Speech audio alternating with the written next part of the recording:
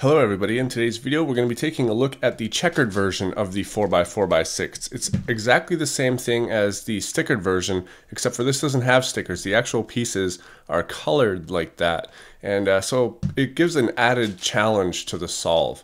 As far as the movement of this puzzle goes, it's very good. It's no different than the other 4x4x6s. It's exactly the same thing. Like I said, it just doesn't have stickers on it.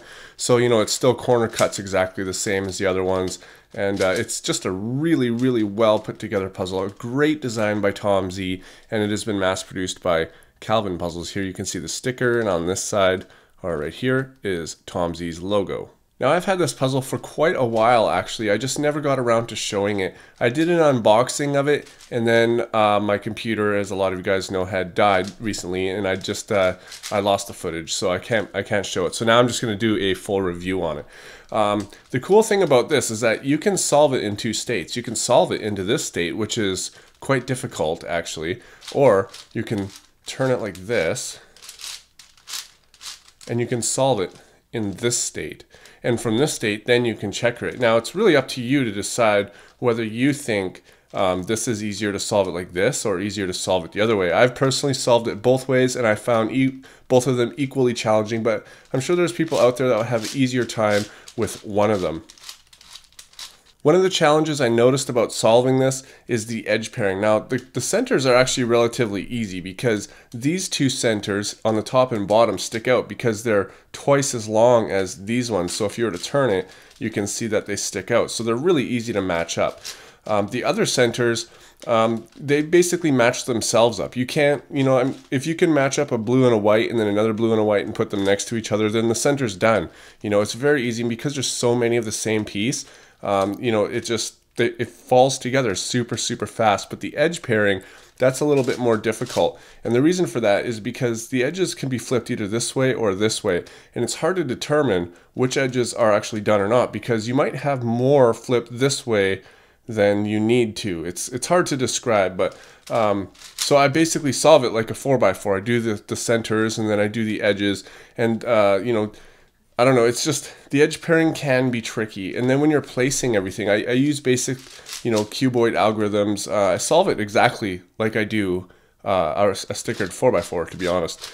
Now there's this problem that happens in the end on the top layer, and it seems like it's parity, but it's not. And it just seems like these need to be flipped.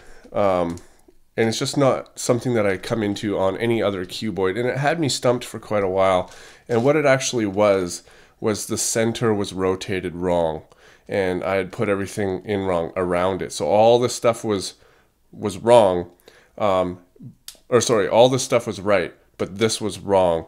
And because of that, it made a couple of these wrong too. So it was really difficult to understand that. But now that I actually have it and I've solved it quite a few times, it's not that difficult to solve.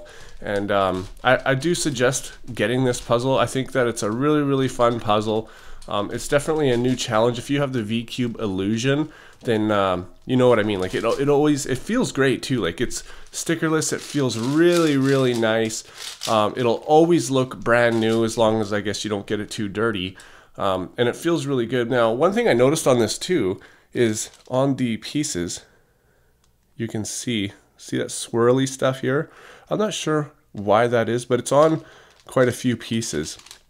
But I'm not sure what that is. Is that part of the mold that came off? See, it's on this one too a little bit. I'm not sure. You can also see on this that these pieces here are actually two pieces.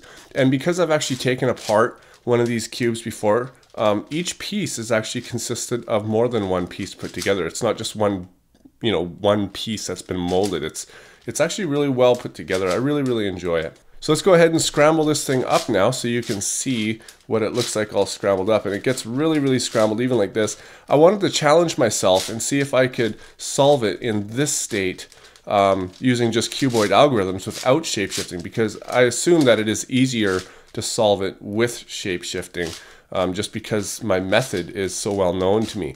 So here we have a pretty good scramble. Now let's start shapeshifting it, and look at the big giant mess it turns into. All right. Okay, so look at that. That's a big giant mess. Now, I think that if somebody had taken a look at this and they're not a cuber, I think that they would be more impressed with this than the stickered one shape-shifting, because they wouldn't know what it's supposed to look like, you know, whereas everybody knows that when there's stickers on it, there's a, you know, sticker on each side. And I think that a lot of people who aren't cubers would actually find this puzzle quite impressive. All right, guys, so thanks for watching, and I'll see you on my next video.